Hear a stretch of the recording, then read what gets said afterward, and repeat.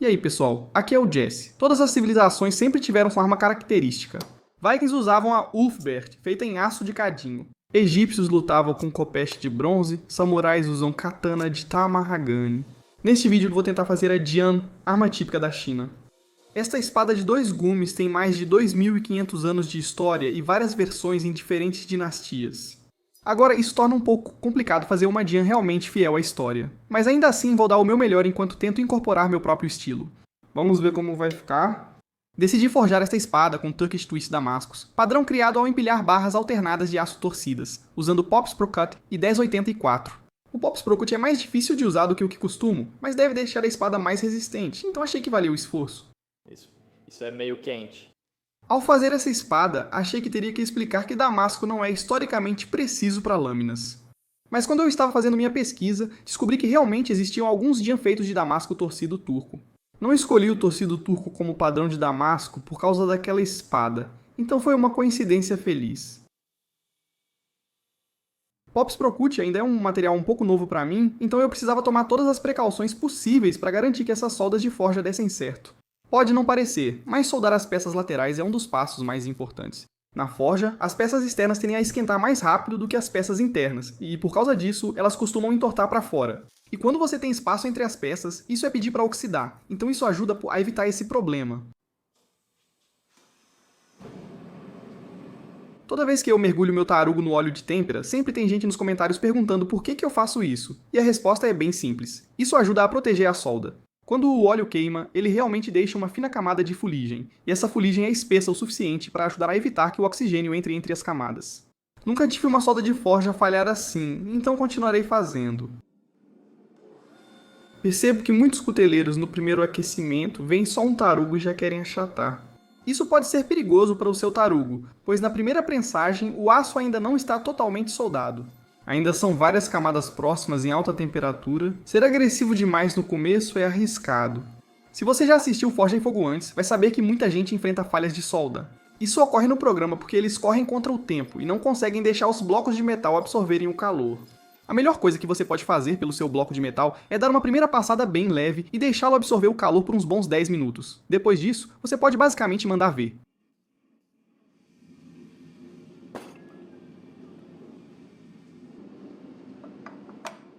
Agora que estou confiante de que minhas soldas estão basicamente prontas, é hora de começar a esticar o material. Essas matrizes arredondadas na minha prensa funcionam como uma marreta de ponta cruzada comum.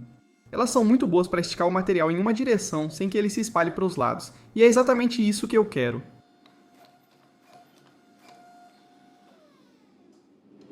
Isso tem 5 por 5 centímetros. Vou torcer em um ponto de 2 centímetros. Vou esticar o tarugo de mais de 60 centímetros até cerca de 2 por 2 centímetros, cortar ao meio e esticar cada metade separadamente. Eu mesmo fabriquei essas matrizes de forja, e elas estão um pouco gastas, mas funcionam muito bem. Um problema que tive é que o lado da matriz mais usado fica na beirada, fazendo com que elas fiquem soltas às vezes. Minhas matrizes estão se movendo? Você viu a matriz de cima se movendo?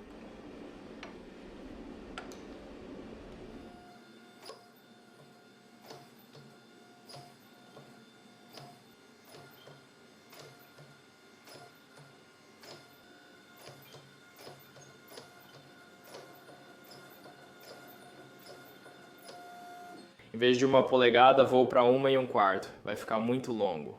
Coloquei blocos de parada na prensa para garantir que o tarugo ficasse com as mesmas dimensões em toda a peça. Não tenho certeza se eles fazem o mesmo efeito quando estão apenas de um lado da peça enquanto estou prensando, mas acho que funcionaram bem o suficiente. Agora, a Cole Iron Works, a empresa de quem comprei essa prensa, oferece algo chamado controlador digital de prensa, mas ainda não tive a oportunidade de adquirir um. Todo cuteleiro que conheço que usa um acha sensacional, mas ainda prefiro meus blocos de parada. É mais ou menos como comparar um relógio analógico mecânico com um Garmin. O Garmin tem muito mais funções e é muito mais fácil de usar, mas tem algo especial nesses relógios mecânicos.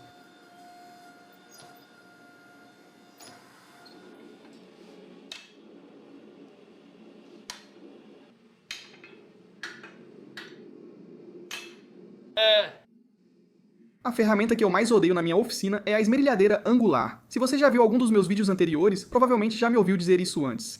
Infelizmente, a esmerilhadeira angular era a melhor ferramenta para isso. O cabo ainda estava preso, e eu não queria ter que esperar o tarugo inteiro esfriar, então simplesmente usei minha esmerilhadeira angular e cortei o cabo. Uma das coisas em que nós, humanos, somos surpreendentemente ruins é em estimar volume.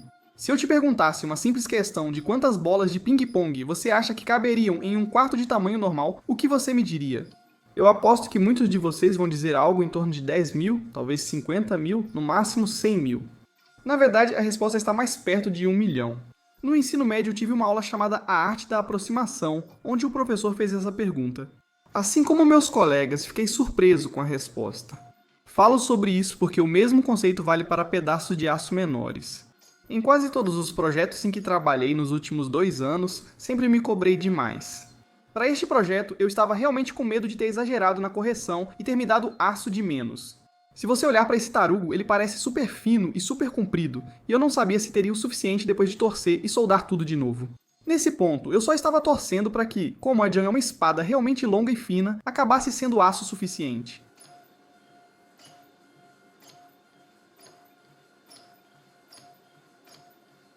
Com os tarugos reduzidos a 3/4 de polegada, era hora de quebrar as bordas e transformar o quadrado em octógono. Isso ajuda a evitar fissuras a frio e reduz a necessidade de desbaste profundo após torcer. Pensando bem, o formato ideal para torcer seria um círculo, mas como isso exige muito esforço, acredito que um octógono é um bom meio termo.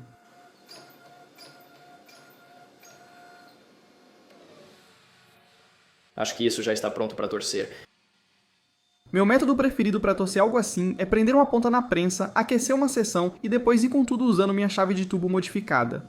E se você olhar de perto aqui, estou torcendo este no sentido horário, o que significa que o outro eu teria que girar exatamente no sentido oposto. Agora, a torção turca que estou fazendo seria composta por 4 barras separadas empilhadas uma em cima da outra. Talvez vocês se perguntem por que torço só 2 barras se depois empilho 4, mas posso cortá-las ao meio e alternar, conseguindo assim a torção turca perfeita.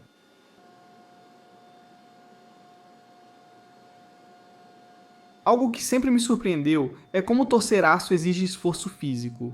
As 2 primeiras aquecidas que eu fiz foram relativamente fáceis, não parecia ser tão difícil, mas conforme os aquecimentos foram se acumulando, comecei a ficar extremamente exausto.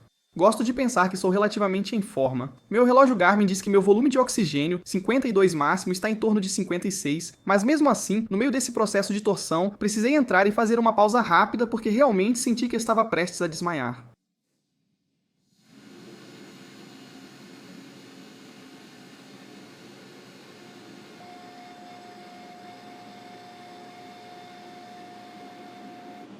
Acho que minha frequência cardíaca passou de 168.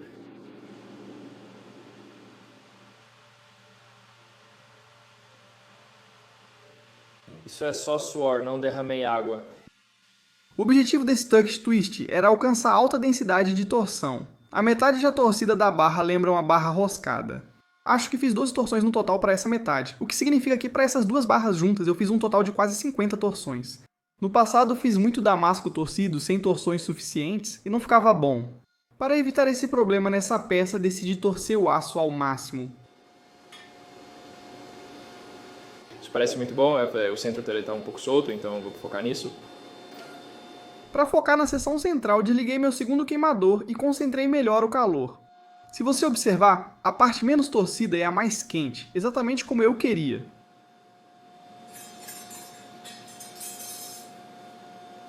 Acho que isso parece bem uniforme. Com a torção e o tarugo, agora era hora de voltar a deixá-los com uma seção transversal quadrada para preparar para a próxima etapa de soldagem na forja. Uma das coisas que percebi ao pressionar novamente com os blocos de parada de 3/4 foi que eu conseguia deixar um pouco plano, mas não conseguia chegar a um quadrado perfeito, então precisei diminuir a altura do bloco de parada para conseguir esse quadrado. Uma das coisas que eu realmente temia aqui era que os blocos de parada mais finos significavam que a peça ficaria ainda mais fina, e isso tornaria a soldagem na forja ainda mais delicada.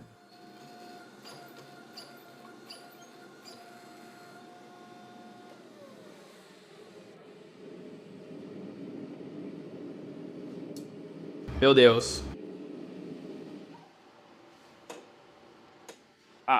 Acho que perdi 5 quilos de suor.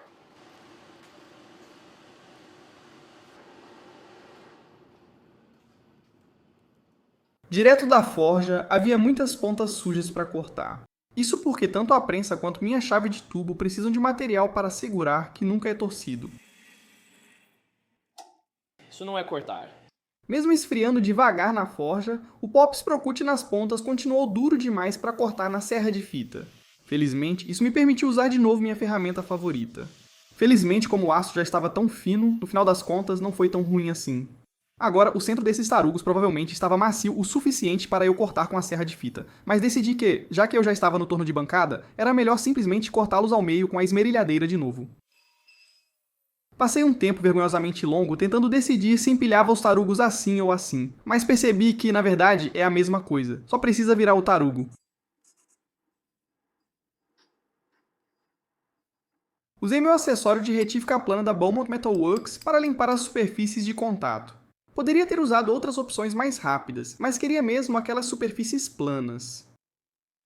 Uma das coisas interessantes sobre usar uma retificadora plana ou um acessório de retífica plana com correias de lixa é que você não quer realmente usar correias novas. Parte do motivo para isso é que simplesmente destrói suas correias, mas o outro é que você nem consegue um acabamento melhor com correias novas. Esse tipo de retificadora depende da planicidade da correia e da roda. Se usar uma correia nova para desbastar algo menor que sua largura, o grão se desgasta de forma desigual e ela fica inutilizável para outros usos.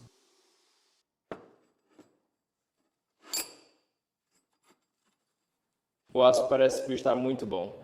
Não vejo nenhuma solda quebrada ou pontos frios. Parece aço torcido limpo. Um deles é um pouco mais alto que os demais, não sei porquê, mas... Decidi que usar grampos aqui provavelmente era melhor do que o torno para segurar tudo junto. Isso garantiria que as peças ficassem centralizadas entre si, sem depender do plano reto para nivelar só um lado. O plano inicial era soldar cada emenda do tarugo com metal inert gas antes da forja. Parece exagero, mas todo o esforço em torcer e preparar o primeiro tarugo depende do sucesso da soldagem na forja. Então eu achei que soldar um pouco mais, então soldar cada emenda, era um sacrifício digno do meu tempo. Foi isso que eu pensei antes de realmente começar a soldar. É insano quanto tempo esse processo de soldagem levou. Depois de soldar o primeiro pedacinho, percebi que isso estava colocando muita tensão no tarugo, então decidi pontilhar um pouco mais o tarugo. Depois de fazer isso, terminei de soldar o primeiro, e então percebi que só tinha feito uma das 6 emendas, então todo esse processo na verdade me levou cerca de meia hora. Minhas mãos doíam muito, meu dedo travava e minha máquina de solda metal inert gas sofria. Apesar disso, o bloco já estava protegido e pronto para soldagem na forja. Ah, finalmente. Caramba.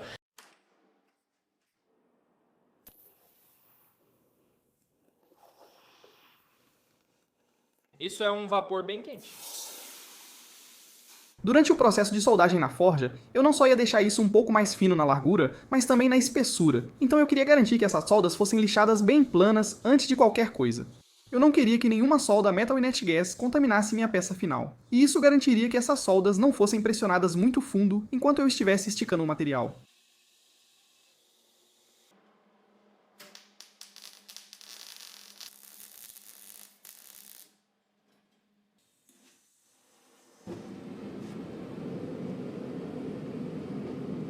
O tarugo já estava soldado e pronto para soldagem na forja em atmosfera zero, mas preferi mergulhá-lo no óleo. Isso realmente não me custa nada a mais para fazer, e também ajudaria a selar quaisquer lacunas que eu não pudesse ver nas minhas soldas. Para soldar na forja, fiz uma passada leve, como no primeiro tarugo, e deixei na forja por cerca de 10 minutos. Eu tive que ser extremamente cuidadoso porque o tarugo estava tão alto e tão estreito que se eu pressionasse com muita força, poderia acabar amassando todo o tarugo.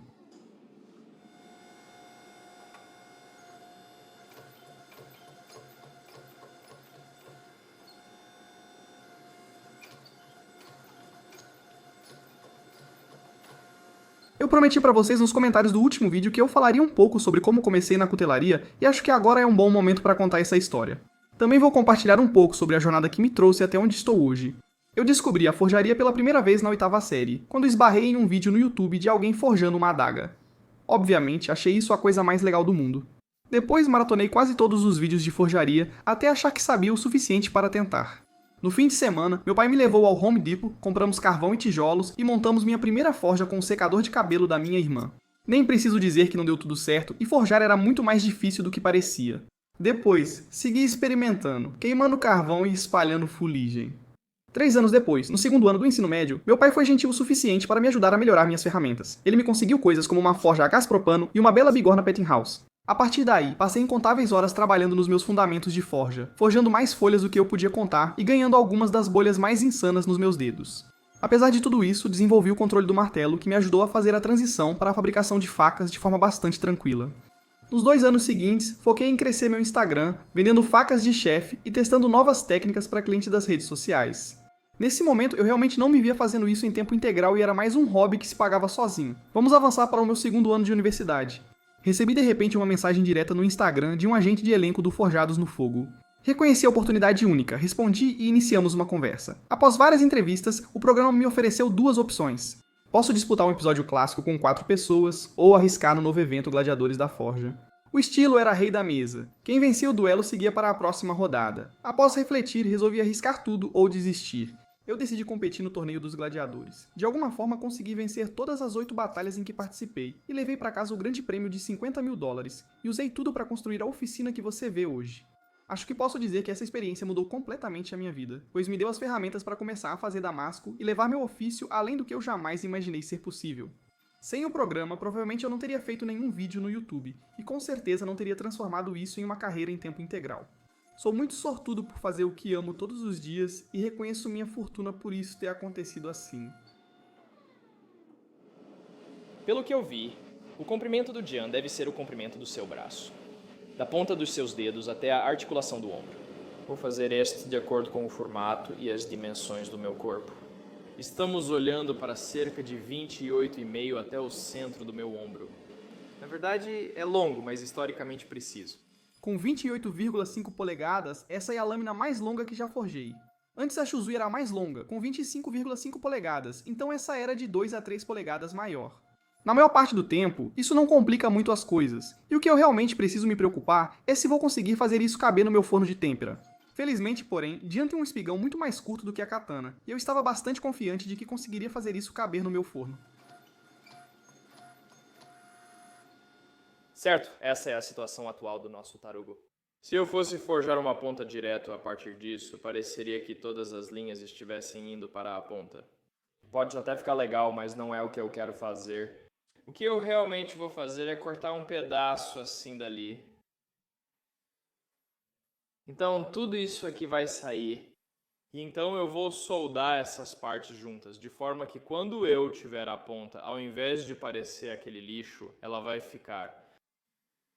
Acho isso muito mais legal. O damasco seguirá o perfil da lâmina. E todas as torções vão convergir. Vai convergir aqui e ficará muito legal.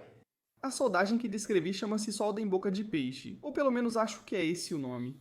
É bem mais complicado do que tudo que já soldei, pois preciso fazer isso sem preparo. Eu basicamente tenho que martelar e depois soldar a forja, manualmente. Eu estava bastante confiante de que conseguiria fazer isso sem problemas, mas como só tinha visto outras pessoas fazendo e nunca tinha feito eu mesmo, havia muitas coisas que poderiam dar errado.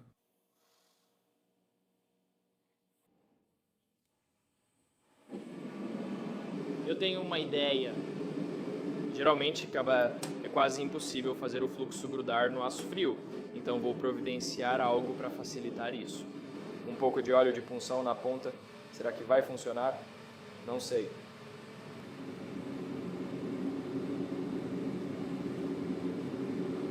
Meu Deus, isso pode ser genial. Acho que isso vai funcionar.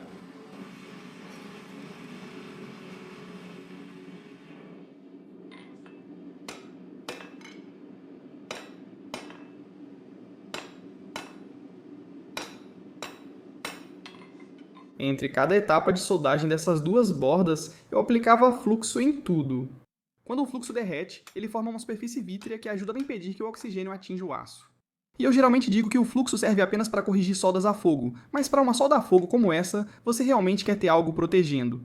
Se vocês estiverem curiosos, o fluxo que estou usando é simplesmente bórax comum, aquele que você usaria para lavar roupa. Ainda é só a ponta, não consigo encostar. O que houve? Fecha a droga.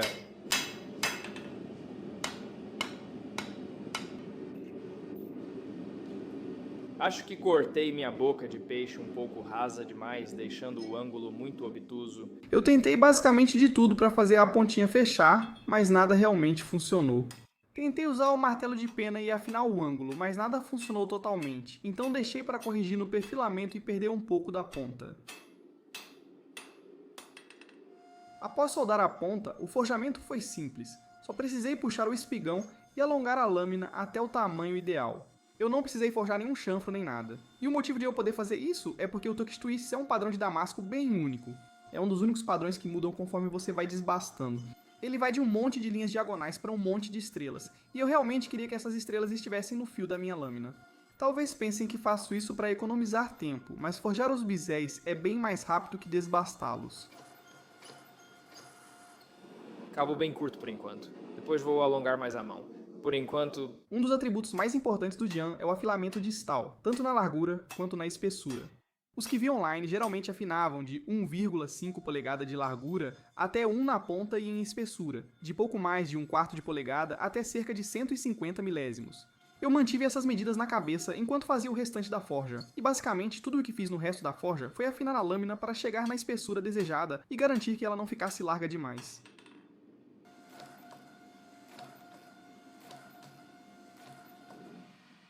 (28,5). A lâmina já tinha o comprimento certo, então só faltava finalizar o cabo, alinhar tudo e seguir para a próxima etapa.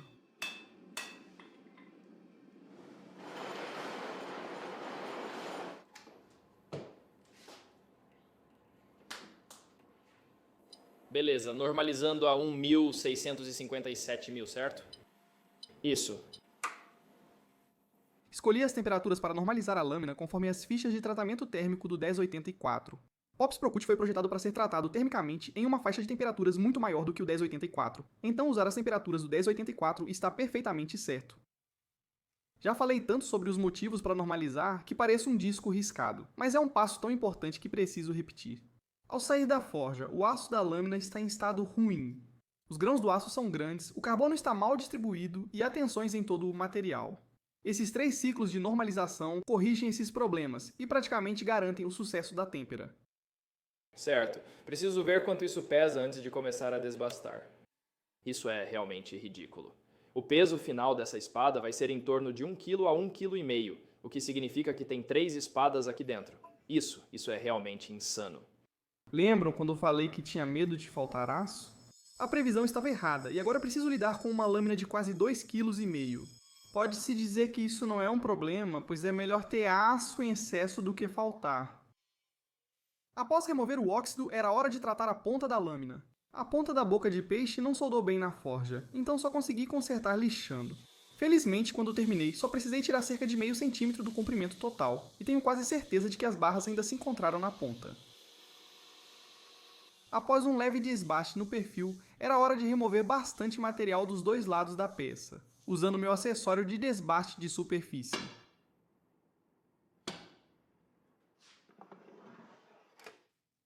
Não vou mentir, desbastar uma peça com mais do que o dobro do comprimento do acessório foi estranho, mas o processo foi rápido.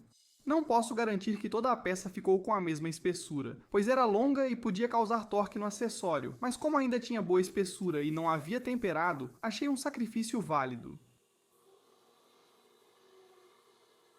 Agora era hora de começar a preparar para a têmpera, e isso significava limpar um pouco mais as faces planas com a platin plana, e depois quebrar todos os cantos para garantir que a lâmina não rachasse na têmpera. Vamos austenitizar a 1500 de novo. Isso deve estar bom. Acho que se eu quisesse ser mais cauteloso, eu iria um pouco mais frio, mas tem 1084 aqui com corte profissional, então acho que 1500 está bom.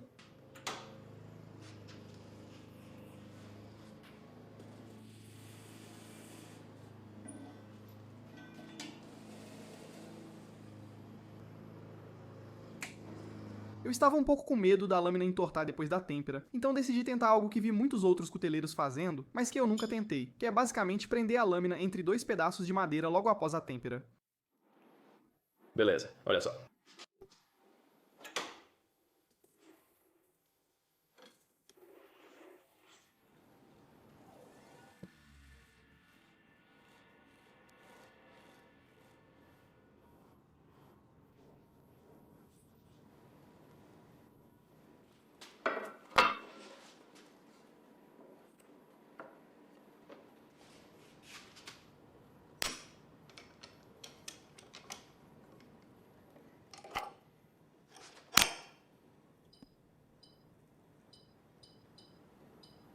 Você está ouvindo isso? Está ouvindo a madeira rachando? Algo está rachando. Espero que seja a madeira. Agora é só esperar o forno esfriar para começarmos o revenimento. Ok, já se passou cerca de 1 hora e o forno agora está a 357 graus. Certo, por favor, não esteja rachado. Ok, não vejo nenhuma rachadura. Meu Deus, olha só isso. Ela é quase reta, só a ponta curva um pouco para baixo, provavelmente pela madeira torta. Mas caramba!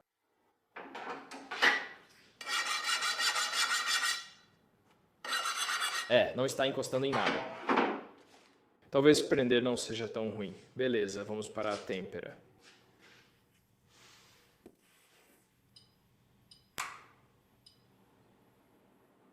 Vacinas. Mas o revenimento foi muito bem. A lâmina ficou dura, estava quase reta, e tudo o que eu precisava fazer agora, antes de fazer o desbaste final e remover bastante material, era deixar isso aqui reto. Antes disso, precisei remover toda a camada de descarbonetação. Eu ia endireitar essa espada com meu martelo de bola de carboneto confiável. Isso funciona porque meu aço foi temperado para cerca de 60 dureza, Rockwell C, enquanto o carboneto de tungstênio tem em média 80 dureza, Rockwell C.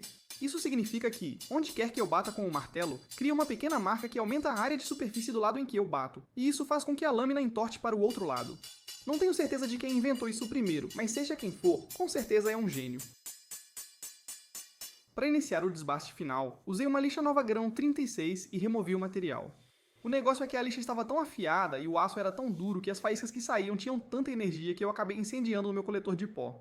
Isso significava que provavelmente eu não poderia usá-lo pelo resto do processo de desbaste, então voltei a usar meu velho balde de água. Isso significava que haveria um pouco mais de poeira voando pela oficina, mas pelo menos nada estaria pegando fogo.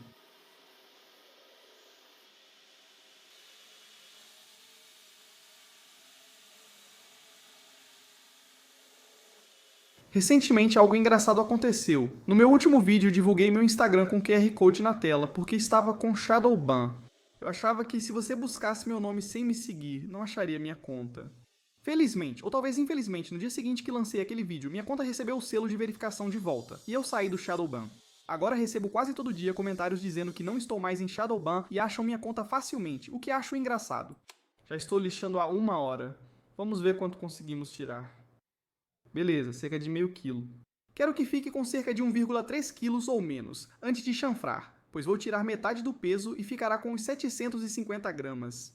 Tradicionalmente, o desbaste feito no Jian era um desbaste duplamente convexo com uma nervura central, mas eu vou fazer algo um pouco diferente. Como minha lâmina é de damasco e eu teria que fazer uma gravação nela depois, eu não poderia fazer um desbaste zero na lâmina. Se eu fizesse isso, a gravação poderia corroer o fio e eu teria que afiar novamente. Para evitar esse esforço, farei apenas um desbaste plano em diamante na lâmina. Fazer um desbaste plano em diamante praticamente reduz pela metade o peso da lâmina, pois remove metade do material. Meu objetivo era que a lâmina pesasse cerca de 1,5 kg, então antes de chanfrar, queria que tivesse 3 kg. Isso demorou uma eternidade. Exatamente 3 kg. Certo, bem acima do protetor ou o que for. 0,284, um pouco acima do que eu queria, mas ok. Desce para 0,2725 no meio e bem na ponta. Estamos em 212 milésimos. Acho que daqui está muito bom, já parece muito mais equilibrado. Agora está mais fácil de lidar. Passei uns 15 minutos tentando riscar uma linha no meio da lâmina, mas foi inútil porque minha lâmina era afilada, então não vou mostrar muito disso para vocês. Uma das coisas mais importantes de saber sobre desbastar uma crista medial central é que a crista na verdade só se forma quando você já está quase terminando o desbaste. Vou tentar explicar da melhor forma. Esta é a seção transversal atual da minha lâmina, e esta é como quero que fique. O que muitas pessoas tendem a fazer é passar disso para isso, e depois para isso. Mas o que você realmente quer fazer é passar disso para isso, e depois para isso. Formar a crista muito cedo quase sempre resulta em instabilidade e irregularidade, mas deixar para o final permite correções. Eu esqueci de quem aprendi esse próximo truque, mas o segredo é deixar a ponta por último. A ponta provavelmente é uma das coisas mais complicadas de desbastar em uma espada com uma crista central, e ao deixá-la por último você vai ter guias, que são os biséis. Claro, vai parecer um pouco estranho enquanto você está desbastando, mas tudo parece estranho quando você está desbastando. Só fica bom no final.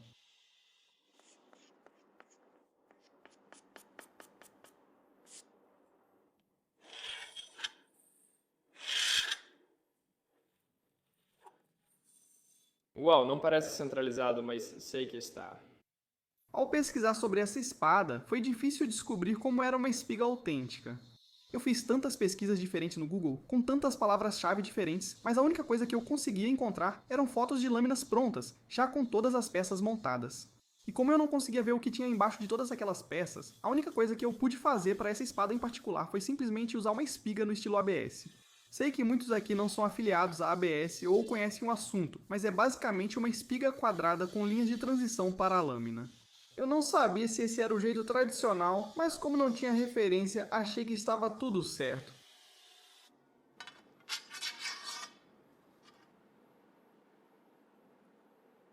Com minha experiência, vejo dois estilos principais de desbaste de transição. O primeiro é o arredondado. É estético, fica confortável na mão e existem várias técnicas que os fabricantes podem usar para fazê-los. A técnica de platina em cascata do Kyle Royer tem se espalhado rapidamente. Pelo que posso perceber, é relativamente fácil de aprender e produz ótimos resultados. O segundo estilo de desbaste é o desbaste com mergulho em ângulo reto de 90 graus. É difícil manter limpo, mas fica bonito quando bem feito. Mestres como Rodrigo Estredo e Dino Tom Franco usam essa técnica nas lâminas. Eu pessoalmente também prefiro fazer esse estilo, e acho que em um mundo onde todos fazem linhas de desbaste arredondadas, não custa nada fazer algo diferente. O problema desse estilo, porém, é que eu percebi que é muito difícil de fazer quando a lâmina não está totalmente desbastada e quando a lâmina é muito fina. Decidi voltar para a lâmina, limpar, fazer o desbaste final na crista medial e depois limpar as linhas de desbaste. Sinceramente, eu acho que já está bom por enquanto. Preciso limpar um pouco mais antes de considerar isso como o desbaste final, mas acho que está pronto para o próximo passo.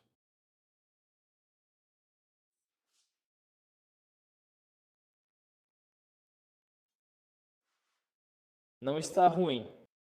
Percebi que essas linhas retas de desbaste ficam muito feias e quero fazer algo assim onde elas entram de forma mais curva. Não sei se consigo, mas seria legal conseguir.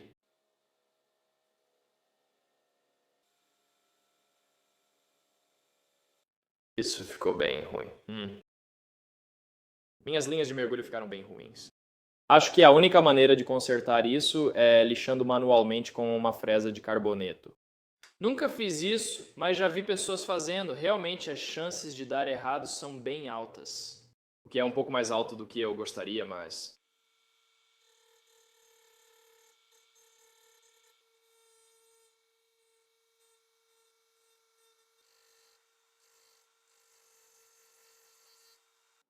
Nossa, isso está péssimo.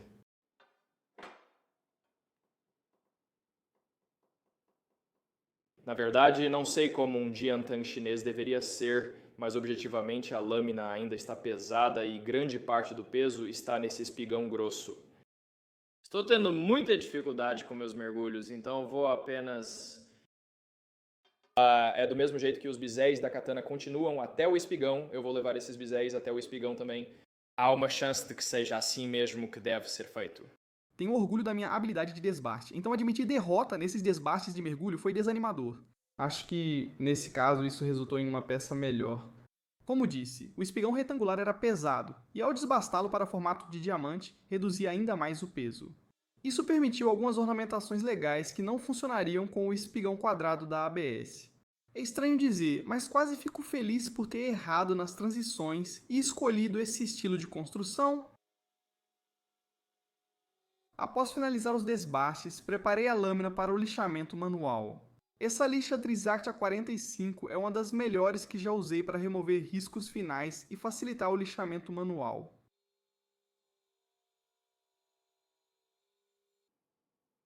Nada mal. Vamos conferir como ficou a lâmina final. 1,5 kg ou 1,8,8 kg. Muito bom. Historicamente, isso indica que, com todos os encaixes, esta será uma das Jian mais pesadas, o que é curioso já que ela é muito leve. Hora de esfregar lixa nisso pelos próximos 10 horas. Ei, amigo, você quer sentir o cheiro disso? Você aprova? Tudo bem. Por que isso é tão longo? Diria que meu sistema de lixamento manual é um dos setups mais sofisticados que tenho. É um pedaço de madeira feito sob medida, cortado em exatos 60 centímetros, e eu cuidadosamente fiz alguns encaixes aleatórios caso eu precisasse lixar manualmente algo com um reforço integrado.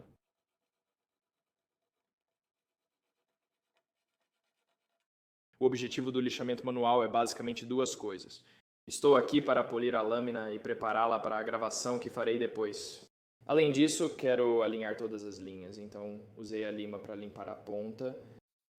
Das etapas de fabricar facas, considero esta das mais difíceis e longas. Ainda assim, é uma das mais importantes. Quando você faz a gravação em uma lâmina, o que está diretamente relacionado à qualidade dessa gravação é o acabamento que você deu à lâmina antes. Se eu gravasse com esse acabamento de máquina, veria todos esses riscos diagonais. Muito tempo é gasto criando o padrão, então seria ruim que seus olhos focassem nos riscos e não no padrão.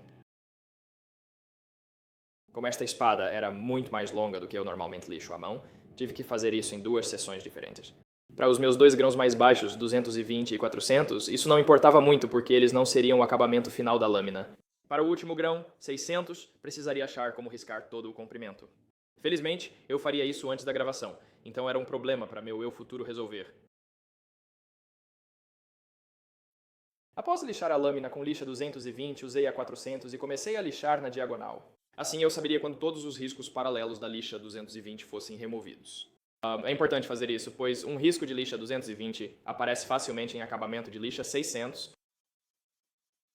Assim que terminei com a lixa de 400, decidi borrifar um pouco de fluido protetivo ao longo de toda a lâmina. Isso ajudaria a garantir que a lâmina não enferrujasse enquanto eu fazia todos os encaixes, mas eu também não queria arranhar a lâmina, então cobri toda ela com essa fita crepe verde.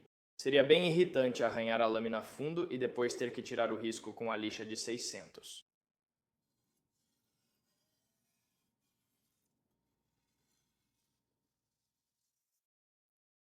Existe algo em algumas jian chamado de tunkou, mas é basicamente como o habake de uma katana japonesa.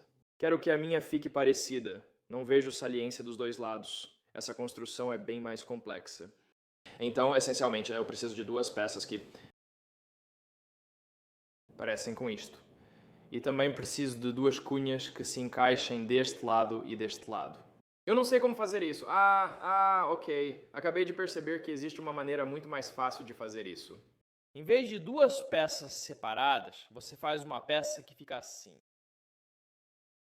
Depois de fazer essas cunhas aqui, lixei esse material e você pode lixar o material. Então, basicamente, é como um habake onde eu envolvo ao redor e depois faço 2 cunhas. Ok. Fácil. Mal sabia esse tolo que não era fácil. Comecei cortando um pedaço de latão de 20 centímetros de espessura, que tinha mais ou menos o dobro da largura da minha lâmina. Depois, comecei a lidar com a curvatura. Usei um martelo na morsa, mas vi que era difícil deixar o canto da curva bem fechado. Facilitei recosendo o material frequentemente e recriando fielmente a seção transversal da lâmina como molde. No início funcionou, mas percebi que cortei menos material do que precisava e tive que recomeçar. Então, recomecei com um pouco mais de material e levei até o mesmo ponto do primeiro, e depois comecei a martelar diretamente na lâmina para moldá-lo ao formato final. Já tinha feito isso várias vezes nas minhas peças japonesas com habake de cobre, então achei que seria fácil, mas não foi. O lado oposto à dobra seguia levantado e não tocava a lâmina. Tentei resolver com mais recozimento e marteladas, mas às vezes fechava tudo e precisava reabrir e refazer a dobra. Fiquei indo e voltando entre martelar, recozer, martelar de novo, mas com mais frequência, mais recozimento, e no final acabei desistindo. O que eu vou fazer é voltar para essa ideia. Agora que penso nisso, essa ideia é mais fácil do que aquela. Não sei por que quero fazer essa. Vou pegar 2 peças, dobrá-las, fazer as cunhas e depois só soldar e torcer para que realmente funcione. Esse é um daqueles momentos em que achei que tinha encontrado uma técnica que economizaria tempo e ainda faria um produto melhor, mas acabou não fazendo nenhuma das duas coisas. Felizmente, porém, o latão nessa pequena quantidade não é muito caro, então a única coisa que desperdicei foi meu tempo. Para garantir que as 2 peças de latão tivessem o mesmo tamanho, colei-as com supercola e as perfilhei juntas. Queria que o tunco fosse igual dos 2 lados, e isso parecia um bom começo. Eu desenhei no quadro branco antes um design que parecia mais ou menos assim, então achei que seria uma boa ideia desgastar uma seção de bom tamanho no meio para facilitar um pouco a dobra. Eu não finalizei o perfil imediatamente, justamente para ter espaço depois para corrigir as coisas, se fosse necessário. Na verdade, eu estava extremamente assustado de dobrar as peças logo de cara, então decidi fazer outra coisa e trabalhar naqueles pequenos calços. Os calços devem ter o tamanho exato, pois são o que mantém todo o brilho unido. Se forem grandes demais, ficará um espaço entre o brilho e a lâmina. Não queria lixar latão várias vezes até acertar o formato. Admito que compliquei esse simples problema de matemática no quadro branco por mais tempo do que deveria. Se quiser ver como sou burro, assista quadro a quadro, mas agora vamos à lixação. Beleza. Preciso desbastar os biséis até as linhas. O latão é uma liga de cobre, o que significa que ele esquenta bem rápido quando você está desbastando. Se você olhar de perto para a água, vai ver que ela começa a ferver se eu a deixar no esmeril por muito tempo.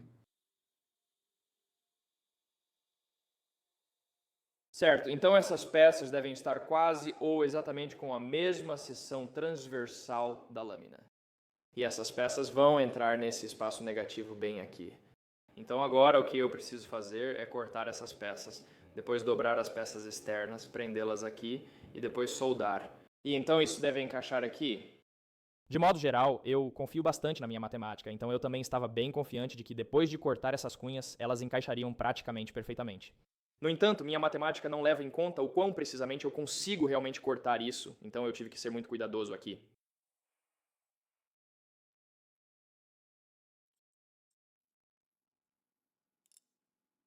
Após saírem da serra de fita, as cunhas estavam quase no tamanho certo, mas um pouco largas. Levei a lixadeira de disco e reduzi um pouco.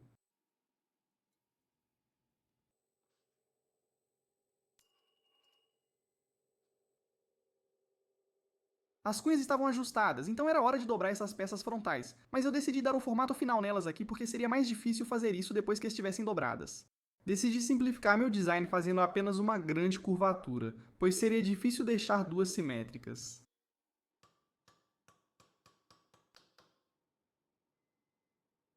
Beleza, está dobrando.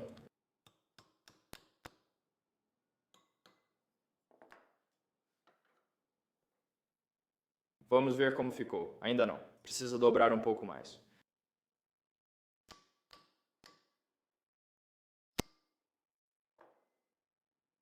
Só mais um pouquinho. Na verdade, isso pode estar perfeito. O único problema é que há um pequeno espaço embaixo do centro porque não está perfeitamente plano. Está arqueado. Isso é como o conjunto de habilidades de um armeiro, o que eu não sou.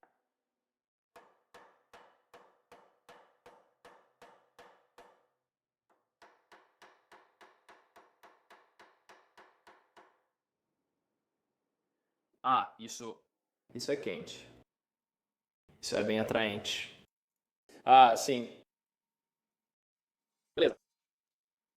Ó, acho que a melhor maneira de prender isso tudo junto antes de soldar é com fio.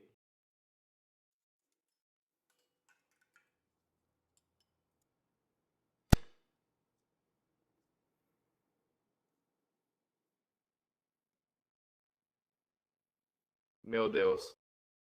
Ah, vamos lá. Olha só, corte transversal perfeito. Está tudo no lugar.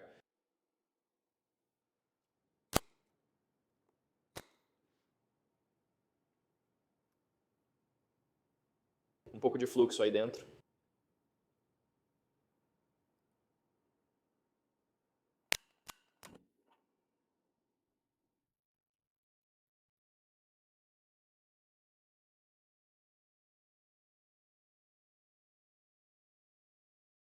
Vamos lá.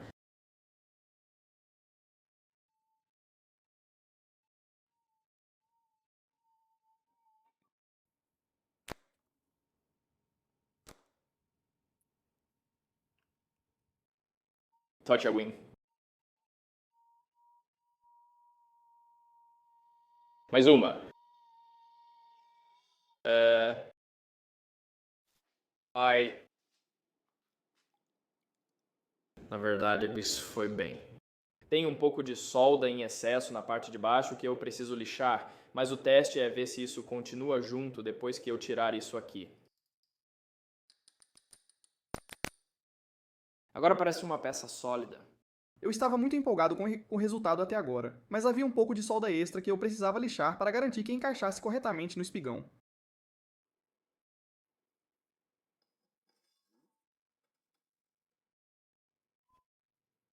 Usei solda em excesso para unir as peças, o que bloqueou o encaixe completo na lâmina. Usei meu riscador de carboneto e raspei o máximo possível. Após terminar, coloquei na lâmina e lixei o excesso de largura. Deixei um pouco mais largo porque não sabia se encaixaria certinho no espigão, e isso garantiria que ficasse perfeitamente alinhado com o resto da lâmina.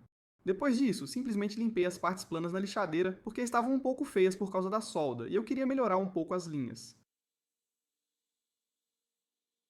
Vou considerar isso bom e passar para as outras peças. Uma das coisas que percebi é que as guardas de Jian podem basicamente ter qualquer aparência. Se você for para qualquer época diferente, vai encontrar estilos diferentes de guarda, então eu realmente não posso fazer uma guarda errada. Acho que não quero fazer algo assim, onde há uma curva em direção à lâmina, porque isso só torna essa área muito mais difícil de fazer. Quero tentar fazer um pouco de trabalho com lima. Então, o desenho que eu criei, quero que seja tipo uma vieira invertida, ou como você quiser chamar.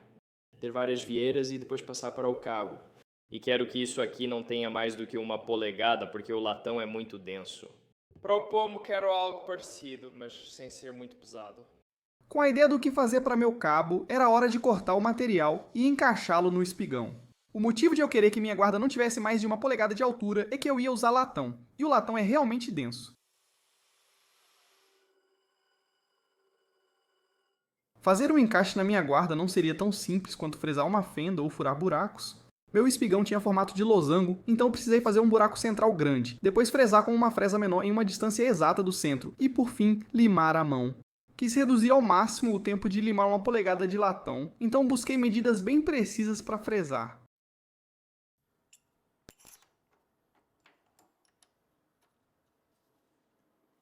Comprei minha fresadora Precision Matthews há cerca de 10 meses e talvez tenha sido minha melhor compra. Percebi que economizar tempo não necessariamente desvaloriza a peça em que estou trabalhando. Na verdade, isso me dá mais tempo para trabalhar em outros pequenos detalhes que podem valorizar a peça, além de aliviar um pouco o esforço do meu corpo. Acho que isso realmente melhora a qualidade do meu trabalho como um todo, e estou muito feliz por ter decidido adquirir isso.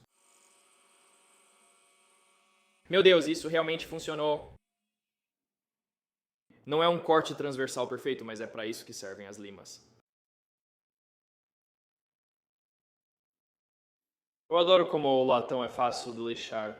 Estou aqui há pouco, talvez 5 ou 10 minutos, e já quase terminei um dos 4 lados. Parece lento, mas é rápido. Veja só.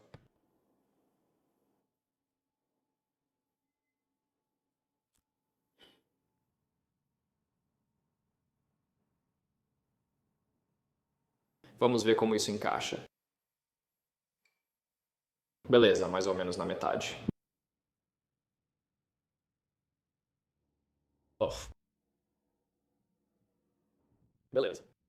Beleza, isso já serviu. Não esperava que funcionasse tão rápido. Eu realmente queria embutir o tunco na guarda para um efeito legal, então comprei a maior fresa que já tive, e fresagem um encaixe cerca de meio centímetro na guarda. Notei que muitas peças históricas tinham isso, e quis tentar na minha própria peça. Isso é muito legal. Olha só, parece um canal perfeitamente fresado. E agora o rabaque se encaixa na guarda. Isso nos traz ainda mais espiga, como um golpe duplo. Meu Deus, veja isso.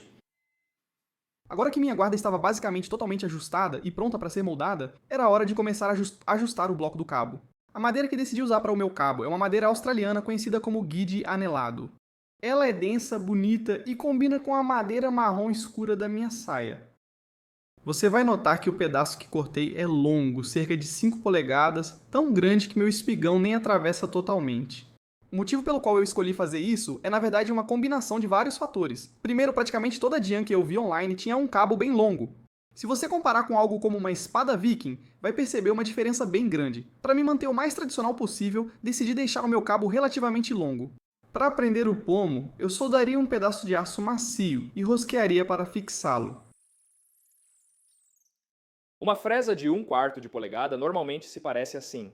Para um bloco de cabo de 5 polegadas, ela não serve. Recebi essa sugestão do Rick Hall. Olha só essa coisa. Espero que isso me ajude a fresar o bloco do cabo mais facilmente do que com brocas, já que o ideal não é usar brocas para isso. O que faço aqui é basicamente o mesmo que fiz na minha guarda. Essa fresa de 1/4 de polegada é bem menor do que aquele furo central que já fiz, e vai me ajudar a abrir o encaixe com mais facilidade. O som ficou meio ruim enquanto eu fazia a operação. Eu senti que ia quebrar minha fresa e teria que comprar uma nova. Agora, o canal que estou entalhando neste cabo é um pouco maior do que o que fiz na guarda, porque o plano era que eu fosse ajustá-lo. Queria que o bloco do cabo encaixasse perfeitamente no espigão, mas usar limas e brocas levaria uma eternidade.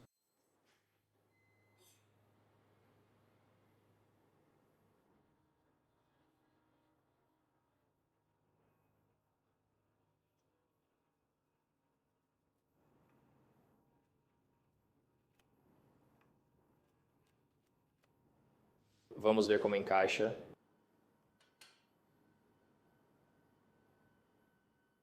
Está muito bom. Só falta encaixar mais 1 polegada.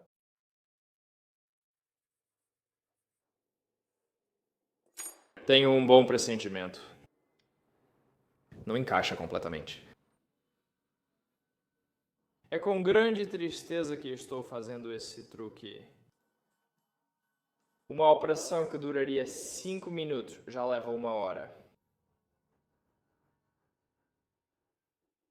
Certo, Tunco. Guarda. Pum! Não está perfeito, obviamente, mas isso está muito bom até agora. Demorou mais do que eu esperava, mas agora vou soldar o aço extra na ponta do cabo. Estou apenas desbastando uma inclinação na ponta do cabo e na peça de aço para garantir penetração total da solda.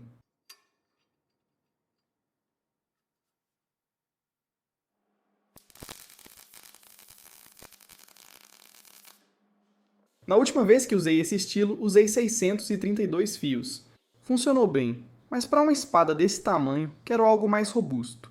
Eu decidi usar roscas de 1/4 por 20 porque era a maior que vinha no meu conjunto de tarraxas e cocinetes. E para uma rosca de 1/4 por 20, eu precisei lixar meu aço macio até cerca de 240 milésimos de polegada de diâmetro. Agora, com certeza, existem outros métodos que eu poderia ter escolhido para colocar roscas na ponta do meu espigão. Jordan Lamoth e Salem Straub soldam um parafuso na ponta dos espigões. O método deles é mais rápido e o resultado seria tão bom, mas como não tenho maçarico oxipropano nem sei brasar, seguirei com meus métodos. Espero que isso funcione.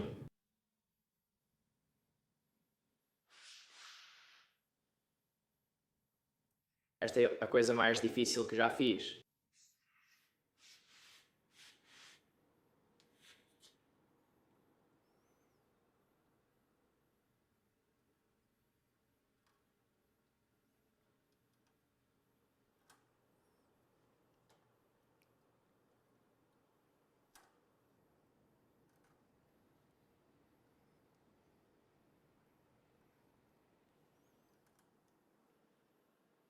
Acho que isso é o máximo que quero ir. Foi bem tranquilo, na verdade. Estou muito impressionado comigo mesmo. Os filetes estavam prontos, então era hora de passar para a próxima parte da lâmina, o pomo. Acho que o pomo é a parte mais importante da lâmina, pois equilibra e mantém a espada manejável. Agora a ideia para este pomo era que eu queria fazer um furo nele, rosquear esse furo e simplesmente parafusar o pomo no espigão, mantendo tudo junto.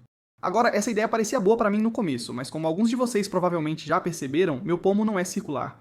Isso significa que seria extremamente difícil alinhar tudo, e isso tornaria praticamente impossível fazer uma construção desmontável. Eu sabia, mas deixei o problema para o Jesse do futuro resolver. Certo, isso deve ser todas as peças principais da construção. Acho que agora posso simplesmente montar tudo. Vamos ver se isso desce até o fim. Se não, preciso cortar as roscas menores, porque está inclinado. E por que não está mais inclinado? O quê? Você não vai acreditar quanto tempo demorou para alinhar isso. Ainda não está perfeito, mas já serve para o encaixe. O que significa encaixar o espigão? Meu bloco de cabo encaixa no espigão, mas ainda sobra muito espaço. O encaixe preenche as folgas com epóxi para que o bloco do cabo tenha contato total com o espigão, como uma luva. Para fazer isso, eu passo vaselina em tudo o que eu não quero que fique grudado, que é literalmente tudo, exceto o bloco do cabo. Depois eu colo tudo com epóxi e separo as peças assim que o epóxi fica pegajoso, mas ainda não totalmente curado. Fazendo isso, eu garanto que as peças possam ser separadas depois, mas ainda permito que o epóxi tome a forma da espiga. Acho que o melhor é deixar por 4 horas ou 4 horas e meia, depois voltar, quebrar o selo e recolocar. Isso está muito ruim. Meu Deus, isso está muito ruim. Eu vim checar para tentar separar, mas estava grudado. Aí eu desmontei e agora não encaixa totalmente de volta. O que fazer numa situação dessas? Isso está piorando porque emperra cada vez mais e a alça não sai. Saiu. Se não couber tudo, usarei um espaçador. Não queremos que isso aconteça. Por que não está encaixando? Isso é irritante. Não devia ter feito essa construção. Ela é muito forte, nada vai quebrar. Legal, quase não tem espaço. Estou com medo de deixar isso sozinho, porque e se eu voltar daqui a 1 hora e não conseguir tirar? Beleza, vou desmontar mais uma vez, colocar mais uma camada do que quer que seja que eu coloquei no cabo e montar de novo. Vamos considerar que está bom. Vou deixar assim e conferir de hora em hora, desmontando de novo. Isso é tão idiota? Meu Deus. Beleza, eu admito que foi um pouco caótico, então vamos passar para algo um pouco mais tranquilo. A bainha. Certo, para a bainha, vou usar isso aqui. Isso se chama Catalox, também conhecido como ébano mexicano. Veja esses cachos, são marcas naturais da serra na madeira. Acho que um polimento vai ficar incrível. Eu consegui essa tábua em um lugar chamado Woodworker Source, que é um lugar aqui perto de onde eu moro. O pessoal de lá foi muito legal e cortou pra mim a parte da tábua com o melhor desenho. Se precisar de madeira de qualidade na região, recomendo muito esse lugar.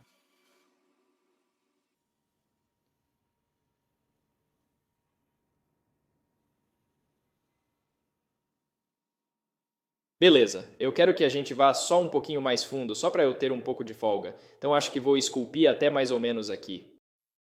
E vou fazer um pouco maior, para a fita ter um espaço extra. Tomara que funcione. Como vocês podem ver, eu decidi usar uma tupia para remover todo o material da bainha. Achei que era a melhor ferramenta disponível para mim.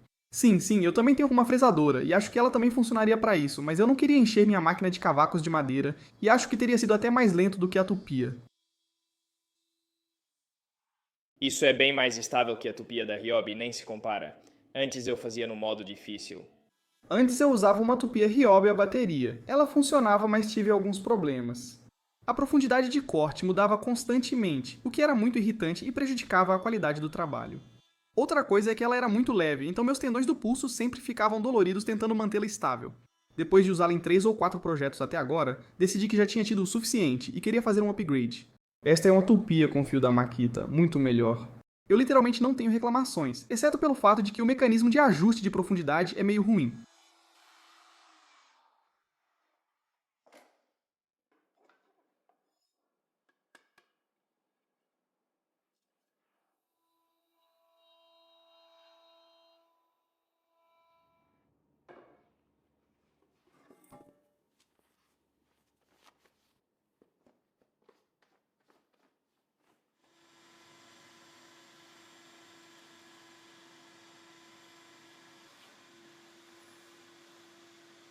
Como na katana, o Tunkou serve para segurar a lâmina na saia.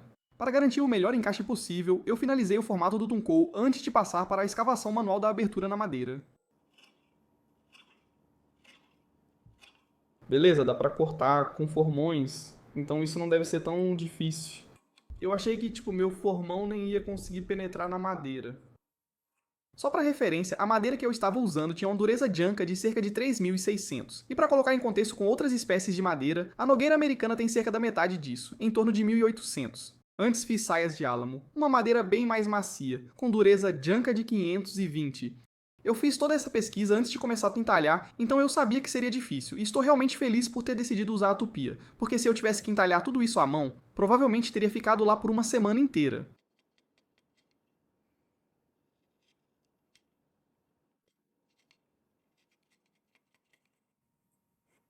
Não. Tudo bem. Eu estava pensando sobre quem realmente inventou a ideia do Tunkou, também conhecido como Habak, e cheguei a alguns resultados interessantes. A história da katana remonta a pouco mais de 1000 anos, com a primeira aparecendo por volta do ano 900 d.C. A Jian mais antiga surgiu em 500 a.C., 1500 anos antes. Isso me faz pensar que provavelmente foi um ferreiro chinês que inventou a ideia, e de alguma forma ela se espalhou para o Japão e foi adaptada para um estilo diferente de lâmina. Talvez não tenha sido um ferreiro chinês ou japonês que inventou isso, podendo ter vindo de outro lugar do mundo, mas quem sabe? Certo, estou fazendo os ajustes finais, e essa fita está realmente adicionando muita espessura à lâmina, então preciso tirá-la e correr o risco de riscar minha lâmina agora.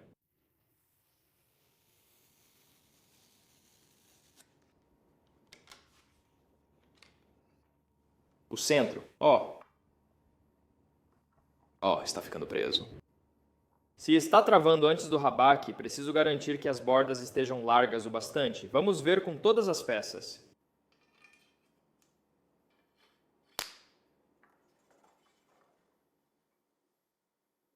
É isso aí. É realmente muito bom e encaixa perfeitamente. Até ali, e então você tem que empurrar para ele entrar completamente. Que é exatamente o que eu quero.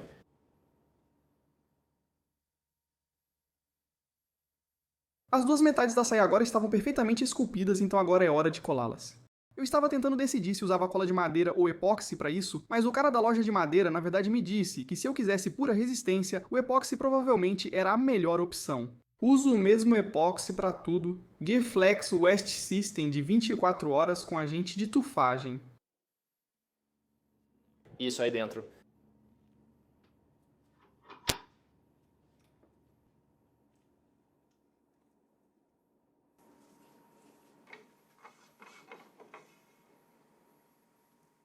É isso aí. Ah, isso é tão fofo. Doce Vitória.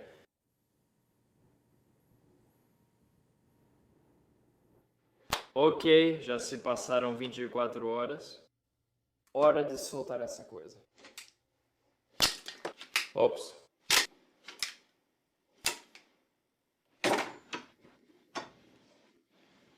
Essas são as principais peças da montagem. Agora é só refiná-las e deixá-las bonitas. Decidi modelar primeiro só o perfil do bloco do cabo, não ele inteiro. Minha guarda e pomo precisavam se encaixar nesse bloco do cabo, então fazia sentido começar por ele e depois ajustar os outros conforme ele.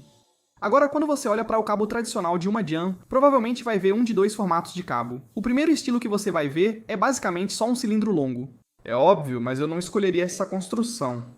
O segundo estilo é um cabo mais achatado e oval, parecido com o meu esboço anterior. Esse volume extra foi provavelmente adicionado para facilitar o controle ao usar com uma mão só. Com o cabo perfilado, fui para a guarda, mas enquanto desbastava, debati internamente sobre o design do cabo. Mais cedo, eu desenhei padrões de vieiras tanto na guarda quanto no pomo, mas quanto mais eu pensava nisso, mais sentia que isso poderia deixar a peça um pouco carregada demais. Após muita indecisão, confiei no meu instinto e optei por canaletar o bloco do cabo sem adicionar trabalho de lima na guarda e no pomo. Colocar o trabalho de lima entre as peças de latão polidas destacaria as canaletas e evitaria que a peça ficasse sobrecarregada. Eu nunca tinha tentado canaletar um cabo antes, então estava curioso para ver se conseguiria realmente fazer isso. Beleza, hora de fazer algo que eu nunca mostrei na câmera. Este é um esmeril inclinável, então eu posso fazer isso.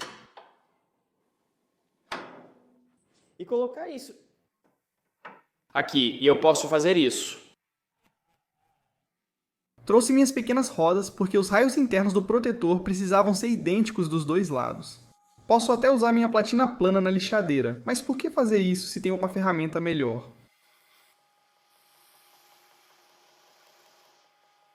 Verifiquei a simetria da esmerilhagem usando o truque que vi Kyle Royer fazer. Tracei o contorno da guarda no papel e virei de cabeça para baixo para ver se alinhava com o lápis. Se estivesse perfeitamente alinhado e não houvesse nenhuma folga, eu poderia praticamente garantir que minha peça está simétrica. Desenhei as linhas que se alinham perfeitamente. Vira. Deve ter um fio fora do lugar em algum ponto, mas já está quase bom o bastante. Depois vou arredondar tudo mesmo. Depois do perfil vinha o pomo, mas antes que eu pudesse fazer isso, eu já estava tão cansado daquela técnica de construção horrível que decidi refazer completamente o hardware do meu pomo. Abri todas as roscas com uma broca maior e fiz pinos de alinhamento ocultos para conectar o pomo ao bloco do cabo da mesma forma sempre. Não sei por que não fiz isso antes, mas imagino que o Jesse do passado era preguiçoso e achava que era esperto. Meu Deus, isso é realmente insano. Olha só isso. O cabo entra. E aí, com esses furos de alinhamento, o pomo encaixa perfeitamente reto nas duas direções, sem folga, e tem um espaço bem aqui para a porca do pomo entrar. Isso é muito insano. Ainda precisava fazer uma porca de pomo para juntar tudo, mas sem torno, tive que esperar até o dia seguinte para usar o da oficina de um amigo. Antes disso, ainda tive tempo de moldar meu pomo. Fiz várias linhas de marcação para garantir a simetria. Pode ser exagero, mas após tanto tempo refazendo as peças, não queria errar e ter que começar de novo. Quanto ao formato que eu realmente estava tentando dar ao esmerilhar isso, era basicamente o mesmo que eu desenhei antes.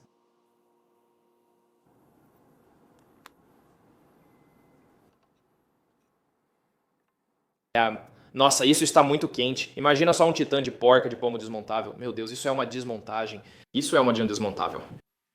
Já está bem equilibrado. Quando a guarda vai perder pelo menos uns 30, 40% do peso. Meu Deus. Está se encaixando e acho que vai ficar incrível.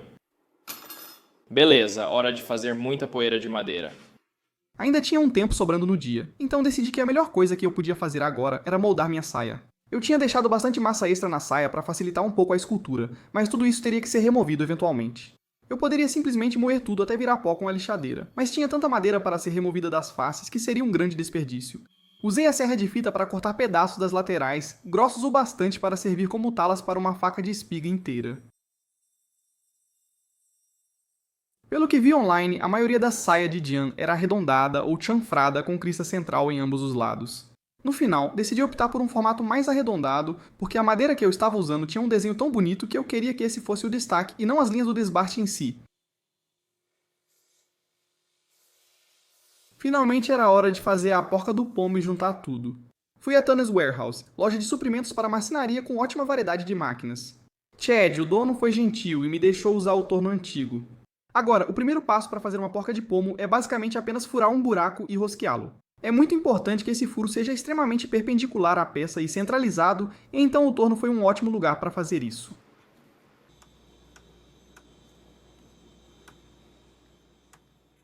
Após furar e rosquear, era hora de virar a peça e reduzir o diâmetro. Anteriormente, eu tinha feito um pequeno esboço do que exatamente eu precisava, então essa parte não foi muito difícil.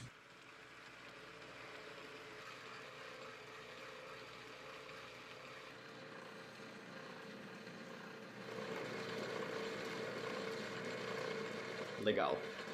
Certo, pomo finalizado. É só encaixar aqui, olha só. A última coisa que eu queria nessa pomo era furar a ponta para colocar uma haste e apertar depois. O Chad me mostrou um truque de usinagem muito legal com uma régua fina que me ajudou a encontrar o centro e furar o buraco com precisão. Oh! Achei esse truque muito legal e ele tornou o processo de furar o buraco extremamente fácil. Com um tempo extra, coloquei de volta no torno e fiz uma pequena cavidade no buraco para dar mais charme.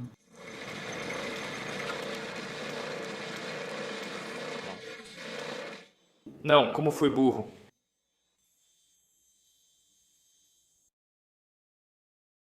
Aqui está um truque de mágica. Assentos de pomo. A porca do pomo é colocada, parafusada e com uma broca de 20 centímetros posso simplesmente... Vai até o final, encaixa bem firme. E vou lá. Olha só, é tudo uma peça só. E isso cabe nos lençóis. Assim, tão perfeito. Assentos por todo o caminho. Tipo, o que mais você poderia querer? O que mais você poderia querer? A segunda porca do pomo estava quase pronta, só faltava fazer um chanfro no furo e arredondar a extremidade. Para fazer isso, coloquei ela na furadeira, lixei cuidadosamente com a roda pequena e a lixa plana. Quando fiquei satisfeito, levei a politriz e poli. Após o polimento, a porca do pomo era a parte mais completa da espada, ironicamente a última que comecei a trabalhar. Não sei se decidi fazer isso porque sou masoquista ou algo assim, mas eu queria fazer alguns enfeites de latão para colocar dos dois lados da saia. Eu sabia que levaria mais tempo, mas achei que ficaria ótimo quando terminasse. Usei o mesmo método que utilizei na Shusui para fazer isso. O plano era dobrar as peças de latão no formato da saia, soldá-las juntas e soldar uma chapa por cima. Olha, já vejo que está justo.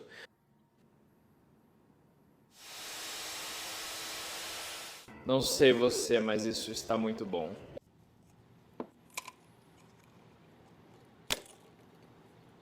Sinceramente, acho que um pouquinho de solda já deve ser suficiente.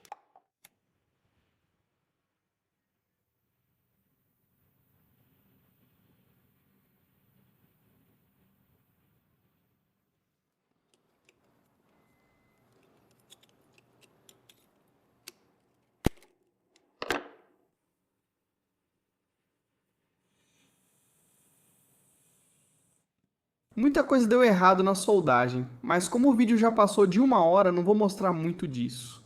E tudo o que estou fazendo no vídeo agora é lixar o excesso de latão para que pareça uma peça única e coesa. Peça soldada. Agora, pronto. E a lâmina tem que entrar. Então eu preciso cortar o formato perfeito da lâmina.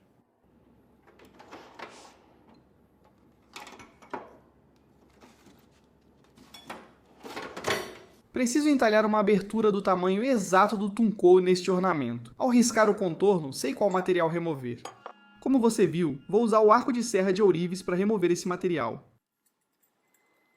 Acho que o tempo que economizei aprendendo o arco de serra de ourives é semelhante ao ganho com a fresadora. Essa abertura tem um formato estranho, não tem linhas arredondadas, então escavar isso com brocas não vai ser a melhor opção, e mesmo que eu fizesse isso, eu teria que limar muito material extra.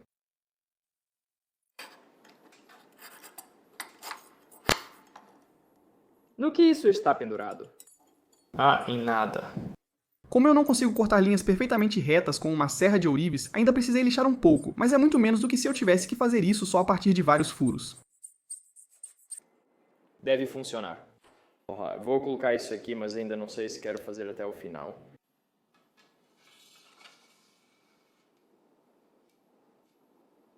Meu Deus.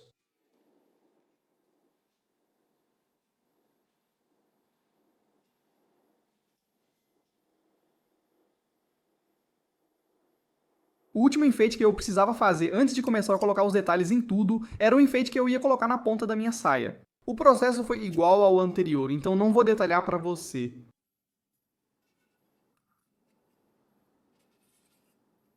Fazer canais em um cabo sempre foi meu desejo. Para quem não conhece fluting, seguem alguns exemplos. Sim, fica incrível. O único problema é que eu nunca tentei fazer isso antes e não fazia ideia de como fazer. Felizmente, passei mais de 50 horas assistindo outros fazendo isso no YouTube, o que praticamente me torna um mestre. Caso não tenha notado, era uma piada. Enfim, para fazer as ranhuras no cabo, a primeira coisa que eu fiz foi realmente moldar o cabo como se não fosse ter nenhuma ranhura. Queria encaixar perfeitamente a peça do cabo, a guarda e o pomo, então moldei e risquei linhas conforme o formato antes de fazer as ranhuras. Agora eu estava planejando fazer 12 ranhuras ao redor de todo esse cabo, e isso significava que eu precisava de linhas de marcação muito boas antes de começar qualquer trabalho com a lima. Para garantir precisão, fiz o círculo com um transferidor e conferi 4 vezes. Nunca fiz isso, mas já vi 1 bilhão de vezes no YouTube. Quão difícil pode ser?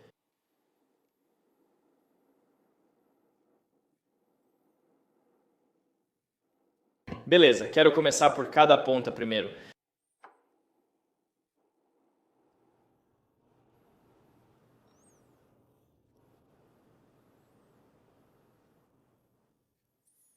Sinceramente, isso ficou muito bom. Em alguns eu saí um pouco da linha porque a iluminação não estava totalmente precisa, mas acho que é um ótimo começo para esse lado.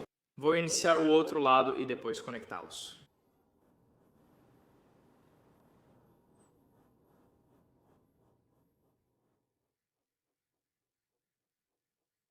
Espera, isso é incrivelmente satisfatório. Talvez eu deva fazer isso com todas as facas que eu fizer daqui pra frente. Eu não esperava por isso, mas esse processo de entalhe foi uma das coisas mais divertidas que já fiz. Guide é uma madeira muito oleosa e densa, mas não entupiu a lima como eu esperava. Ela deslizou tão suavemente e foi uma das coisas mais satisfatórias que já cortei com uma lima. Não sou fã de ASMR, mas parecia que eu fazia cócegas no fundo do meu cérebro. Certo, o que estou fazendo agora é usar uma lima quadrada para alargar um pouco o ângulo. São só mais 30 graus, mas isso faz muita diferença para parecer e se sentir mais arredondado. Mas isso é muito divertido. Não sei por que não fiz antes. Acho que eu tinha medo de quanto tempo e quão difícil seria. Isso fez... O que aconteceu com o meu inglês?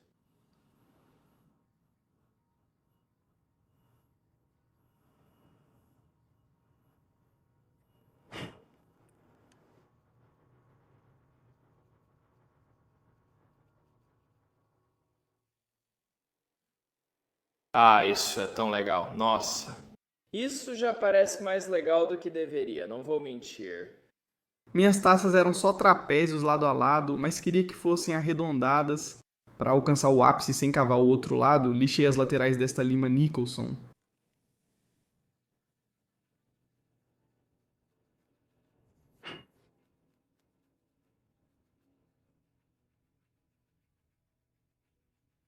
Eu acertei o lado direito de cada uma delas, e isso meio que parece uma engrenagem girando. Já está com uma sensação bem diferente, então vou apenas virar e fazer o outro lado.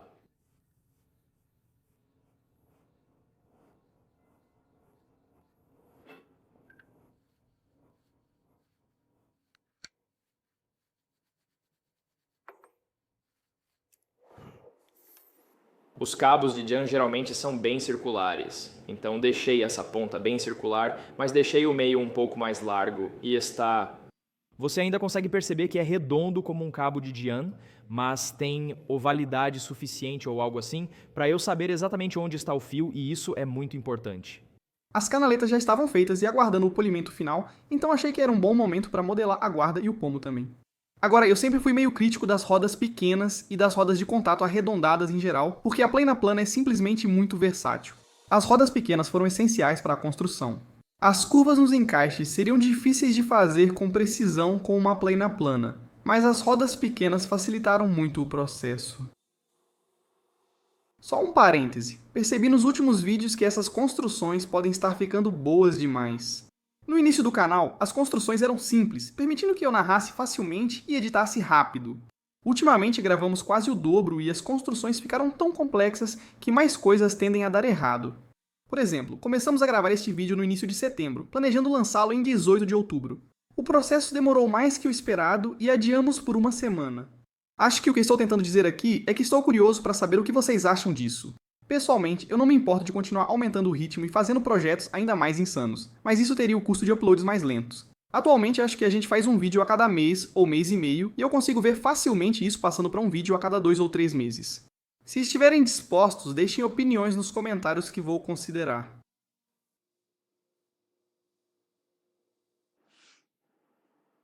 Ah, sim, é tipo um combo de uma e meia ou 2 mãos de se precisar.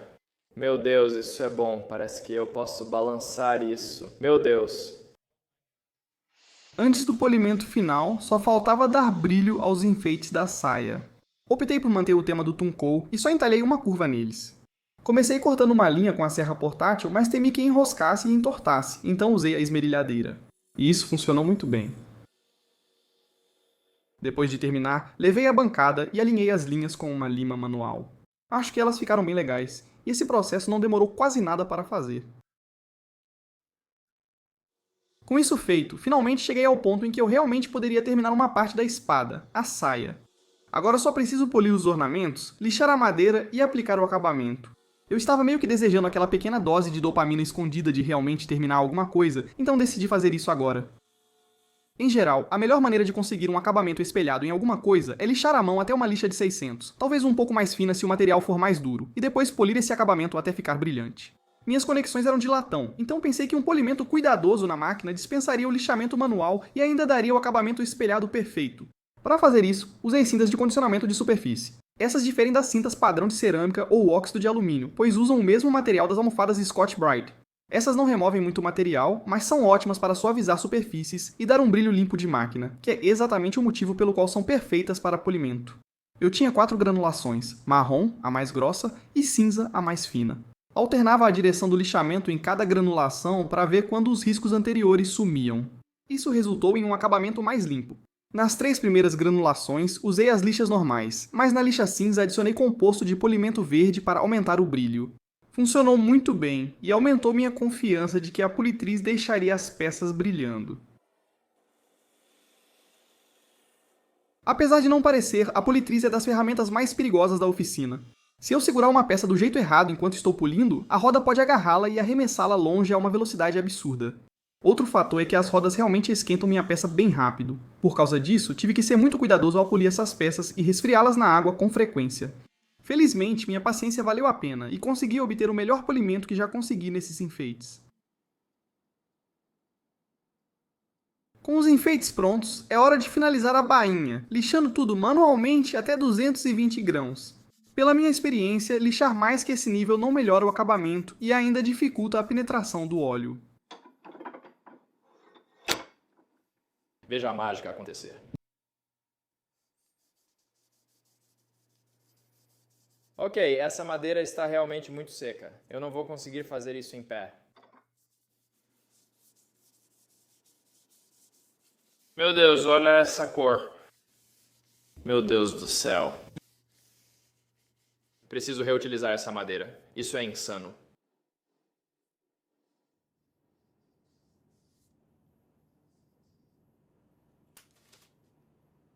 Estou morrendo de fome. Esse acabamento exige várias camadas para destacar. Deixei curar 24 horas e lixei suavemente com lixa 1500. Eu só alisava a superfície para garantir uma aplicação suave da próxima camada, quase sem remover material.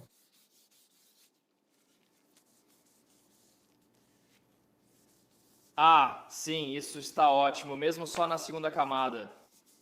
Passei 6 ou 7 camadas de óleo na bainha e na última usei pincel de espuma para garantir um acabamento limpo.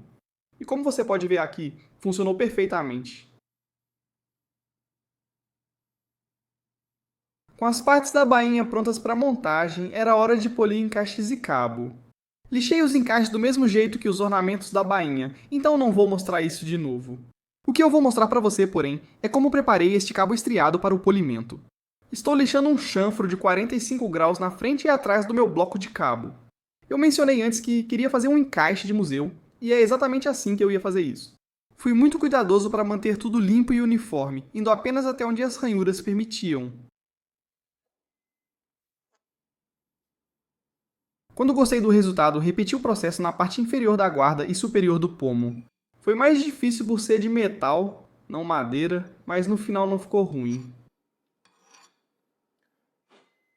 Beleza, a de cima ficou bem boa. A de baixo também ficou bem boa. Vou deixar a de cima um pouquinho mais funda e aí acho que vai estar pronta. Isso é tão confortável.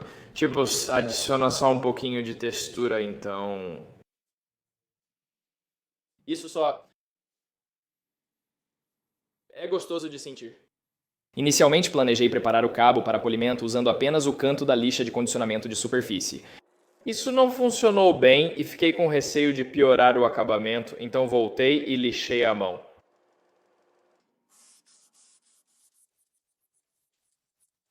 Isso está começando a ficar muito maneiro. Para conseguir o melhor acabamento possível nesse cabo quando eu for polir, o que eu descobri é que o melhor a se fazer é realmente lixar a mão com óleo. Um efeito disso é que você vê o desenho final da madeira, que fica muito maneiro. Meu Deus, olha isso. Nossa. Combina muito bem com a madeira da saia. É por isso que Guide é a madeira número 1.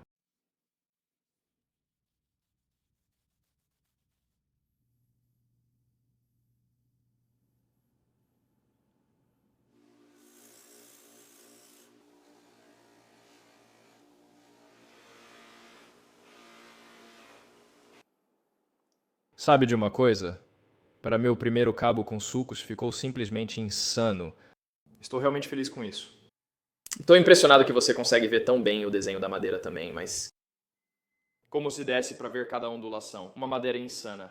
Depois de polir a madeira, passei mais um tempo polindo cada peça até ficar com brilho de espelho. E é assim que tudo fica antes da montagem final.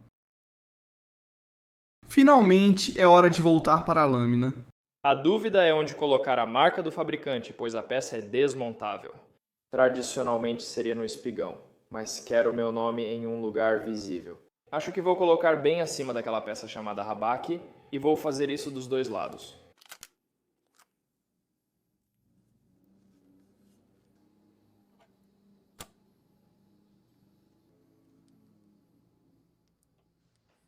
Beleza.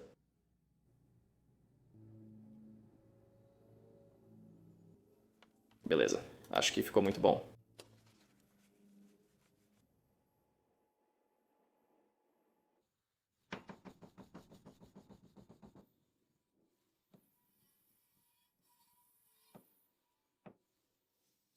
Faz tanto tempo que forjamos isso que eu entenderia se você esquecesse que é de Damasco Turkish Twist, mas preciso mesmo ir lá e gravar. Aqui só limpo com detergente Dawn para garantir que a gravação fique limpa. Beleza, por favor, fique bom. Não faço ideia de como está o padrão. Acho que vamos deixar 2 minutos, porque coloquei um pouco de ferrita nova ali. Ah, por favor, por favor, por favor. Ah, sim.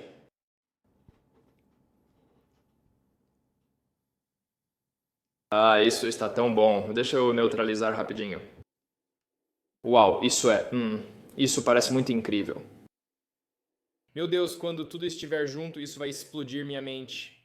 Para melhorar a gravação, estou limpando os óxidos com lixa de granulação 2500. Fazer isso entre meus ciclos de gravação garante que o padrão fique bem limpo e contraste forte.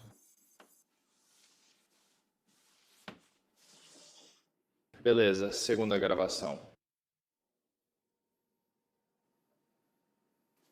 Marlo, o que você está fazendo? Não é seguro, Marlo, não.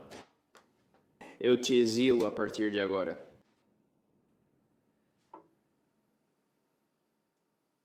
Ok, firmeza. Os 2 últimos ciclos de gravação usaram cloreto férrico, que aprofunda o padrão, mas não dá boa cor. Para dar o contraste necessário, farei uma gravação com café.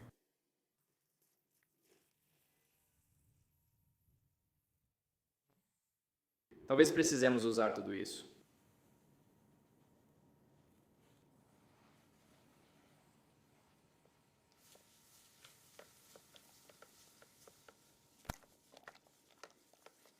Certo, tá. E o teste para ver se esse café está forte o suficiente é o teste de sabor.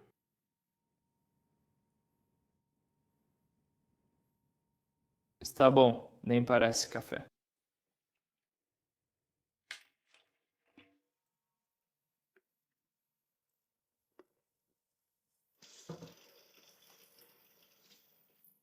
Beleza. Vamos nessa.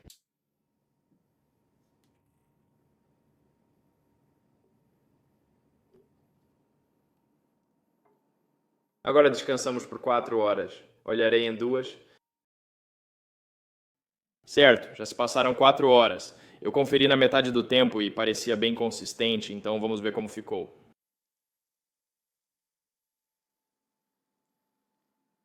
Beleza, isso parece muito bom mesmo. Ok, deixa eu tirar esse fio e enxaguar, porque não dá pra ver direito debaixo do café.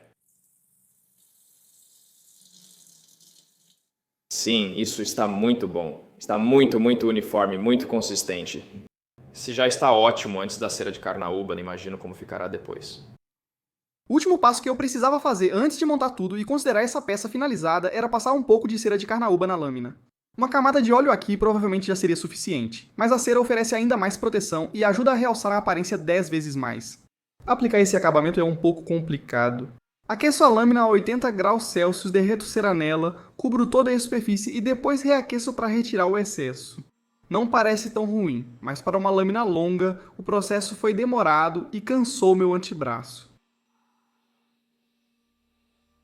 Quando tanto a lâmina quanto a cera esfriam até a temperatura ambiente, o acabamento fica bem opaco e quase parece que ficou pior do que antes. Mas é na próxima etapa, onde eu lustro a cera, que toda a mágica acontece. Este pano amarelo aqui é chamado de pano Sunshine. Desenvolvido para joalheiros, é um pano de polimento com microabrasivos. É a melhor opção para esta etapa e garante acabamento brilhante.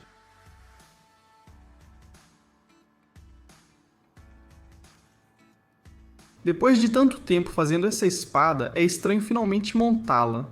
Cada parte dessa espada recebeu tantas horas de trabalho e eu fui tão exigido em cada aspecto dessa construção. Não planejei isso, mas vários amigos disseram que essa espada lembra de Meteoro do Sokka, em Avatar. Juro que não foi intencional, mas sinceramente não estou chateado com isso. De qualquer forma, quero agradecer a todos vocês por me assistirem construir essa espada do começo ao fim. Demorou bastante, mas estou orgulhoso de finalmente apresentar para vocês a jam finalizada.